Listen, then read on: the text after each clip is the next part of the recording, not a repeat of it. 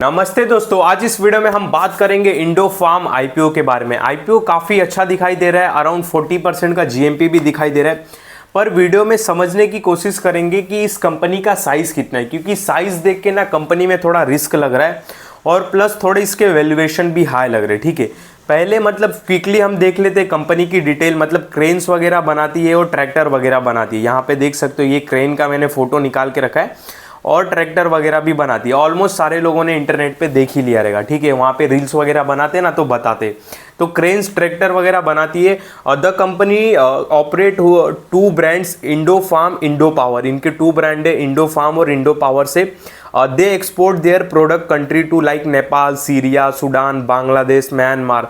ये सारे कंट्री में ये एक्सपोर्ट भी करते हैं। ठीक है, the company manufacturing tractor range 16 HP के ट्रैक्टर बनाते हैं, 110 HP pickup and carry cranes बनाते हैं, रेंज 9 to 30 टन्स के बीच में। ठीक है, the facility in Baddi, Himachal Pradesh, 1,27,840 square foot का इनके पास जगह है, सॉरी स्क्वायर फुट मीटर का जगह है, including foundry, machine shop, assembly unit. The company is 12,000 tractor and 1280 pickup and carry cranes production capacity. इनकी कैपेसिटी की बात करूँ तो 12,000 ट्रैक्टर और 1280 पिकअप एंड कैरी क्रेन्स बनाने की एनुअल कैपेसिटी है।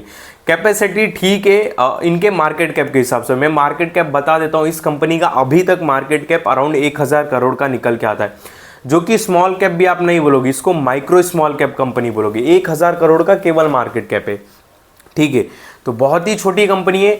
और यहाँ पे और भी इन्होंने चीज़ लिखा है कि crane manufacturing among to increase capacity unit per year. इन्होंने बोला है कि भाई जो carry crane manufacturing unit to increase capacity भाई 3,600 यूनिट पर ईयर। तो ये बोल रहे कि हर साल हम जो क्रेन की कैपेसिटी 3,600 यूनिट पर ईयर से इंक्रीज करेंगे। ठीक है, और यहाँ पे इनके एम्प्लॉय की बात करें तो 938 एम्प्लॉय है। उसके बाद इस ताकत वगैरह देख सकते हो इनकी, मतलब क्या ताकत है। Fully integrated and establish manufacturing setup, well educated experience management इनका कहना है। Manufacturing wide range of product acceptability in multiple country and wide range variety to financial institution. ठीक है, ये सारी बातें ठीक है। तो अभी कंपनी क्या बनाती है, ट्रक वगैरह, ट्रक बनाती है और उसके बाद ये क्रेन्स वगैरह बनाती है। मार्केट कैप 1,000 करोड़ का, याद रखना, बाद में मैं आगे रिपीट भी करूंगा। ठीक है, मतलब कंपनी ठीक ठाक है, कोई दिक्कत नहीं है। यहाँ पे नीचे आप देखते हैं तो इनकी असिस्ट देखते हैं, ज़्यादा बढ़ता हुआ दिखाई नहीं दे रहा है। ठीक है, आप एक, क्योंकि देखो उतना मार्केट कैप भी नहीं है। और हाँ, इनकी जो ये कैपेसिटी है ना, कितना 12,000 ट्रैक्टर पर साल की, तो ये यूटिलाइज भी नहीं कर पा रही। इस बात का भी ध्यान देना, ये जो कैपेसिटी है। ठीक है, यहाँ पे नीचे आते हैं, असिस्ट देख सकते हो कि इतना ज़्यादा नहीं बढ़ता हुआ दिखाई दे रहा है। रेवेन्यू भी बात करें तो 1-1.5% का रेवेन्यू में तेजी है। ठीक है, यहाँ पे पैट की भी बात करें, प्रॉफिट आफ्टर टैक्स, तो वो भी 1-1.5% की तेजी है। नेटवर्थ भी बोले तो मतलब नॉर्मल सा बढ़ा हुआ है, और पर अच्छा खासा इनके ऊपर कर्जा भी, ये भी ध्यान देना, 245 करोड़ का कर्जा है। मतलब अराउंड बोल सकते हो 1,000 करोड़ के मार्केट कैप पे 245 करोड़ का इनके ऊपर कर्ज है। बट कंपनी यहाँ जो पैसा जुटाने वाली है आईपीओ से, कितना, यहाँ पे नीचे आते हैं, हम स्लाइड करके देखते हैं तो कहाँ पे है, हाँ यहाँ पे टोटल इशू साइज है इनका 260 करोड़, जिसमें से 184 करोड़ कंपनी के पास जाएगा, जो कि अच्छी बात है। ठीक है, ऑफर फॉर सेल मतलब जो अपने शेयर्स बेच रहे हैं उनके पास अराउंड 75 करोड़ 25 लाख जाने वाले। कब खुलेगा, कब ओपन होगा, ये आप देख सकते हो स्क्रीन पर, इतना बताने लायक नहीं है ये सारी बातें। और इसमें मैं आपको ओवरऑल भी बताऊंगा, टेंशन मतलब, आपको मेन मैं आपको बातें बता दूं। तो इनकी कंडीशन एकदम मतलब डिसेंट से भी डिसेंट है, आप ऐसा बोल सकते हो। ठीक है, एकदम अच्छा नहीं बोल सकते ऐसा। बाद में एक चीज़ ये देखो, मार्केट कैप 1,000 करोड़ है, आरओई आरओसी उतना भी खास नहीं है। फिर बाद में पेट मार्जिन 4 का है, उतना भी ठीक नहीं है। फिर क्या बोलते हैं, यहाँ में मैं अगर कंपनीज को कंपेयर करूँ तो हमारा जो ईस्कॉट है, हमने बार बार शेयर किया है कंपनी, ठीक है, उसकी वैल्यूएशन इसके मुकाबले सही निकल के आती है। ठीक है, ये 36 के पी पे स्कॉट, और यहाँ पे एस एक्शन ट्रैक्टर एस भी हमने शायद शेयर किया है, उसका पी कितना निकल के आता है 47।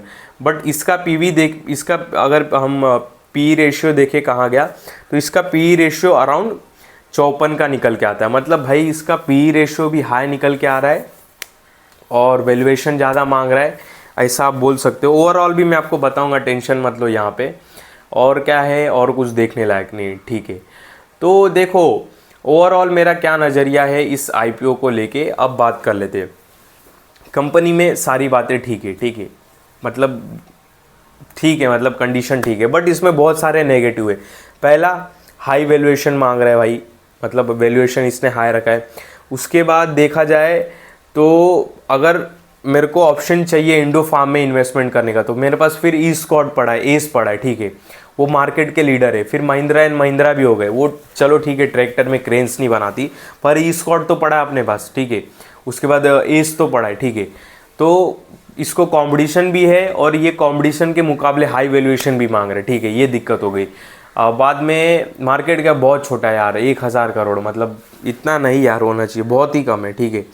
अगर मैं इनका जो कॉम्पिटिटर है, एक सेकंड में उनका मेरे को नेट प्रॉफिट देखने दो, ऐसा नहीं कि उनका नेट प्रॉफिट इसके मार्केट कैप से ज़्यादा हो, फिर दिक्कत हो जाएगा, फिर मतलब ही नहीं है भाई। ये देखो, ये स्कॉट है, इसका नेट प्रॉफिट ही साल का 1000 करोड़ है और उसका मार्केट कैप ही 1000 करोड़ है।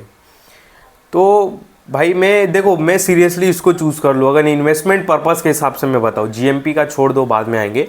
इन्वेस्टमेंट पर्पज़ के हिसाब से फिर तो मैं इसको ही चूज़ कर लूँ। 37,000 करोड़ का मार्केट कैप है, अच्छा खासा भाई इसका भी मार्केट शेयर है। ईस्टकॉट मतलब नामचीन कंपनी है भी, समझ रहे हो, तो अच्छे खासे इसके नेट प्रॉफिट है, ऑल टाइम हाई, रिजर्व पड़े इसके पास, ठीक है। तो इसकी कंडीशन तो उससे लाख गुना अच्छी लगती है। अभी जो इंडो फार्म की बात करिए, तो देखो इंडो फार्म में अभी तक मेरे को इन्वेस्टमेंट करने का मन नहीं कर रहा है, ठीक है। आईपीओ में भी बोलो तो अप्लाई करने का मन नहीं कर रहा है। रीज़न क्या है, 40% जीएमपी है। कभी कभी क्या होता है ना, जो 40-35% की जीएमपी वाली कंपनियां रहती है ना, वो 10-15% ऊपर ही लिस्ट होती है। मतलब फिक्स नहीं है कि 40% है तो 40% ऊपर ही हो, उससे कम भी हो सकती है, ठीक है। अगर हाँ 50% ऊपर जीएमपी रहता, मैं कंफर्म यही वीडियो में बता देता कि हाँ अप्लाई कर रहा हूँ कि नहीं। बाकी मेरा ओवरऑल मैं लिसनिंग गेन के लिए करूँगा तो करूँगा, लॉन्ग टर्म के लिए नहीं करूँगा, ठीक है। बाकी लिस्ट होने के बाद क्या पता और सस्ता हो जाए, सेलिंग प्रेशर आ जाए, बहुत सस्ता मिल जाए, तो फिर वो टाइम पे देखेंगे, वो बात की बात है, ठीक है। बट अभी के हिसाब से हाई वैल्यूएशन है, कंपटीशन बहुत मिलेगा इसको, कंपटीशन है, ठीक है, ये लाइन में कंपटीशन है।